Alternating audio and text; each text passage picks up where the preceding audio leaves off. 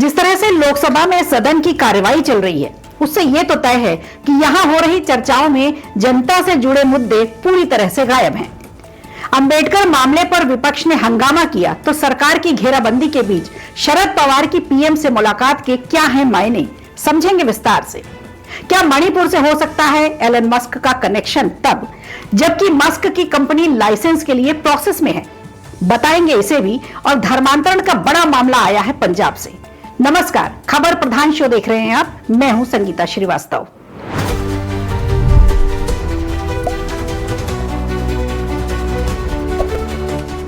अंबेडकर पर दिए गए गृह मंत्री अमित शाह के बयान पर दोनों सदनों पर जमकर हंगामा हुआ।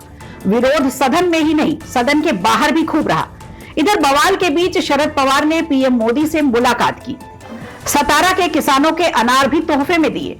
चुनाव के बाद रिश्ते थोड़ा तल्ख हुए थे, तो क्या अब बर्फ पिघलेगी? इंतजार रहेगा। क्या महाराष्ट्र की राजनीति में नया होने वाला है? इधर संसद के हंगामे की बात करें तो समझना होगा, संविधान को बनाने के पीछे का उद्देश्य लॉ एंड ऑर्डर को मेंटेन रखना था। लेकिन आज भारत के राजनेता अपनी अपनी राजनीति साधने और चमकाने के लिए जिस तरह से संविधान का इस्तेमाल कर रहे हैं, या यूं कहें कि दुरुपयोग कर रहे हैं, वो बेहद शर्मनाक और निंदनीय है। विपक्ष की क्या ही कहे। अब ऐसा लगता है कि समूचा विपक्ष मुद्दा विहीन हो चुका है। जब कोई मुद्दा नहीं होता तो वो उसी संविधान की कॉपी लेकर सदन में टहलना शुरू कर देता है। जहां एक तरफ विपक्ष यानी इंडिया गठबंधन मोदी की भाजपा सरकार पर असंवैधानिक होने का आरोप लगाते हैं, तो वहीं भाजपा इंदिरा गांधी की लगाई हुई इमरजेंसी की याद दिलाने लगती है। इसी बीच कल जब राज्यसभा में संविधान पर चर्चा चल रही थी, तब केंद्रीय गृह मंत्री अमित शाह के एक बयान ने पूरे विपक्षी खेमे में खलबली मचा दी और विपक्ष ने भी बैठे बिठाए मुद्दे को लपक लिया। दरअसल संविधान पर चर्चा के दौरान राज्यसभा में गृह मंत्री अमित शाह की बाबा साहेब भीमराव अंबेडकर को लेकर की गई टिप्पणी पर बुधवार को संसद में जमकर हंगामा देखने को मिला। कांग्रेस सांसद मणिकम टैगोर ने लोकसभा में केंद्रीय गृह मंत्री अमित शाह के बयान पर आपत्ति जताते हुए सदन में चर्चा की मांग की। उन्होंने इस बयान पर लोकसभा में स्थगन प्रस्ताव को नोटिस दिया। इस बीच प्रधानमंत्री नरेंद्र मोदी ने सोशल मीडिया एक्स पर लिखा, डॉक्टर अंबेडकर को लेकर अमित शाह ने कांग्रेस का पर्दाफाश किया है। झूठ से कांग्रेस के गलत काम नहीं छिपेंगे। कांग्रेस ने सालों तक डॉक्टर अंबेडकर का अपमान किया। आइए आपको सुनवाते हैं अमित शाह के किस बयान पर हंगामा बरपा, जिसे लेकर इतना बड़ा बवाल मचा है। मान्यवर, अभी एक फैशन हो गया है अंबेडकर अंबेडकर अंबेडकर अंबेडकर अंबेडकर अंबेडकर। इतना नाम अगर भगवान का लेते तो 7 जन्मों तक स्वर्ग मिल जाता। विपक्ष कह रहा है पूरा देश गुस्से में है, माफी मांगनी होगी। राहुल गांधी ने एक बार फिर दोहराया कि बीजेपी संविधान खत्म करना चाहती है। एक नजर डालते हैं कांग्रेस को किस बात पर आपत्ति है, सुनिए खरगे का बयान। कल एक कोशिश की कि जब हमारे अमित शाह डिस्कशन कर रहे थे, हमने जब डॉक्टर बाबा साहब अम्बेडकर के बारे में बोल रहे थे, उन्होंने ये कहा था कि आप लोग अंबेडकर अंबेडकर 100 बार पुकारते हो, उतना ही अगर आप 100 बार भगवान का नाम अगर लेते तो आप 7 बार स्वर्ग में जाते। यानी बाबा साहब अम्बेडकर का नाम लेना ये गुनाह है और उनकी बनाई हुई संविधान को विरोध करना उनकी मंशा थी। यानी वो क्या बहुत बड़े आदमी थे? आप भगवान का नाम लेने का काम नहीं कर रहे, अंबेडकर अंबेडकर बोल रहे। ये ऐसा उन्होंने बात किया, तब मैंने हाथ उठाया, तब उनको ईल्ड होने के लिए कहा, लेकिन मुझे वो मौका नहीं मिला। बहरहाल सदन में हो रही चर्चा में जनता के मुद्दे पूरी तरह से गायब दिखे। अब इन नेताओं को समझना होगा कि जनता आखिर इन्हें चुनकर क्यों भेजती है। चलिए अब बात करते हैं पंजाब की। एक डिवाइस होती है जो डायरेक्ट करंट को अल्टरनेटिव करंट में कन्वर्ट कर देती है। इस डिवाइस का नाम होता है रेक्टिफायर। लेकिन जब से भारत में मिशनरीज एंटर हुई है तब से सवाल उठने लगे हैं कि सबसे अच्छा कन्वर्टर कौन, रेक्टिफायर या फिर विदेशी एजेंडे पर काम करने वाली मिशनरीज। अक्सर आरोप लगते हैं मिशनरीज पर कि ये भारत के लिए बड़ा खतरा है, क्योंकि ये लोगों की मानसिकता से लोगों की मासूमियत को निशाना बनाते हैं और चंद पैसों का लालच देकर उन्हें ईसाई धर्म अपनाने के लिए फोर्स करते हैं। ये संस्थाएं इंटीरियर में बसे भोले भाले लोगों का ब्रेन वॉश करती हैं। ज्यादातर इनके निशाने पर गरीब, दलित, आदिवासी या फिर अनुसूचित जनजातियां होती हैं।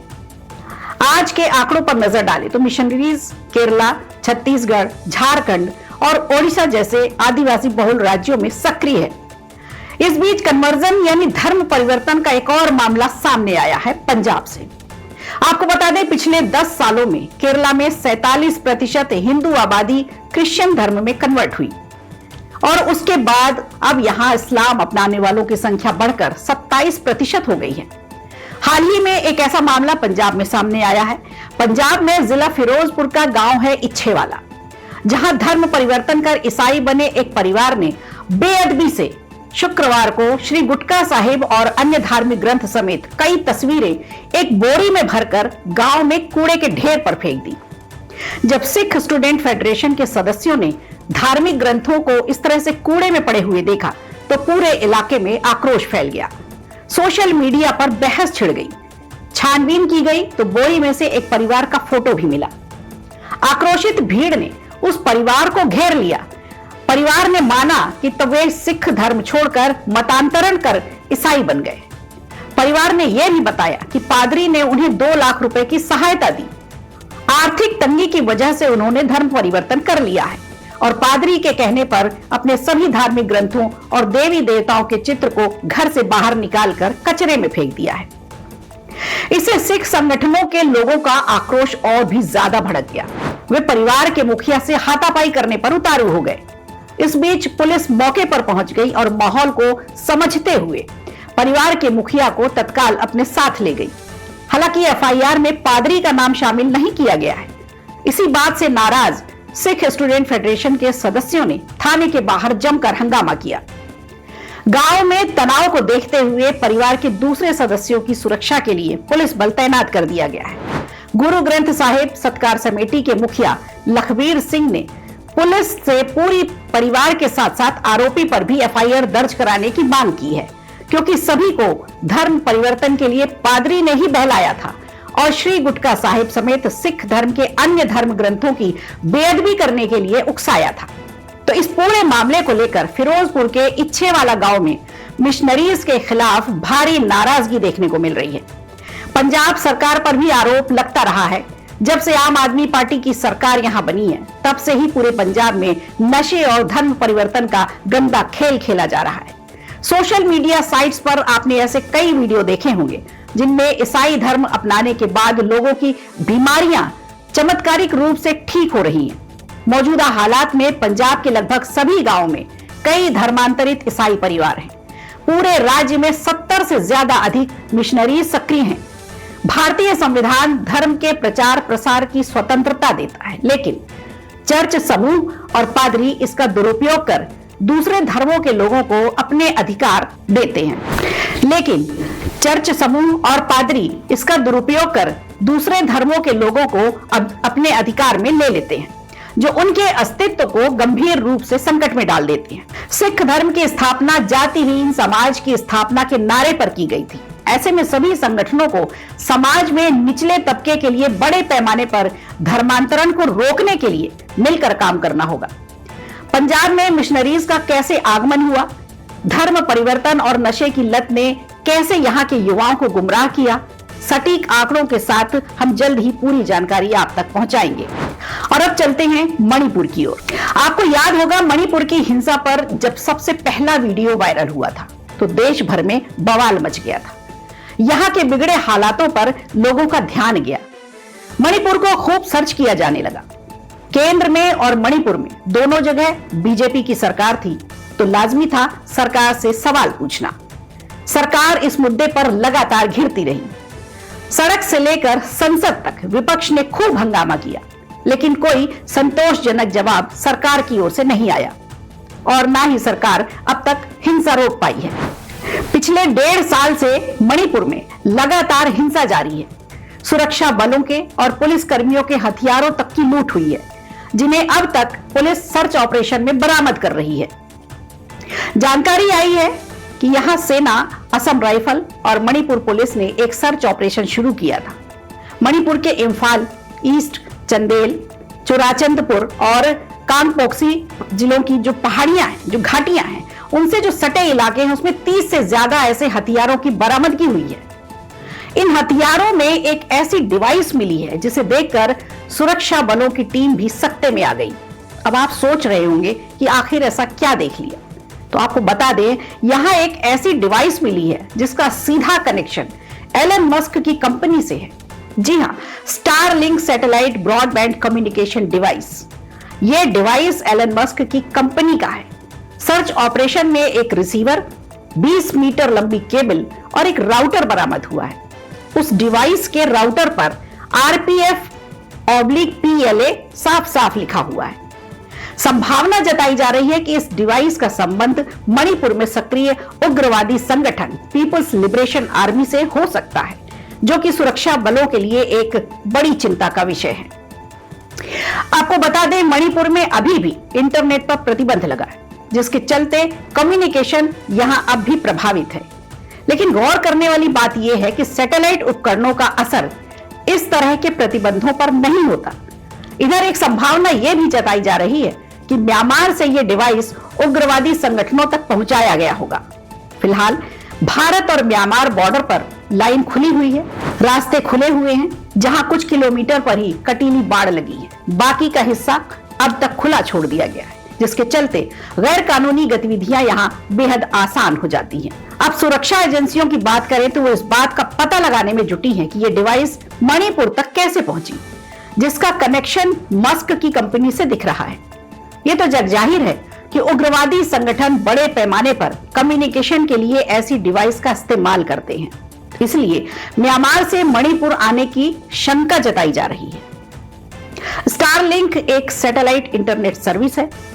भारत में टेलीकॉम कंपनियां इंटरनेट और वॉइस सर्विस देने के लिए टावरों का इस्तेमाल करती हैं, लेकिन स्टारलिंक सैटेलाइट से सीधा जुड़ा होता है।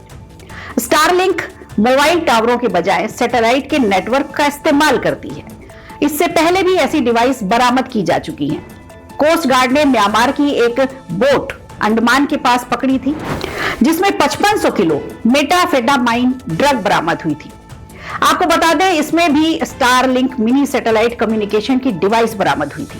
हालांकि एलन मस्क ने सफाई देते हुए एक्स पर लिखा है कि यह गलत है। भारत के ऊपर सैटेलाइट बीम अभी बंद है।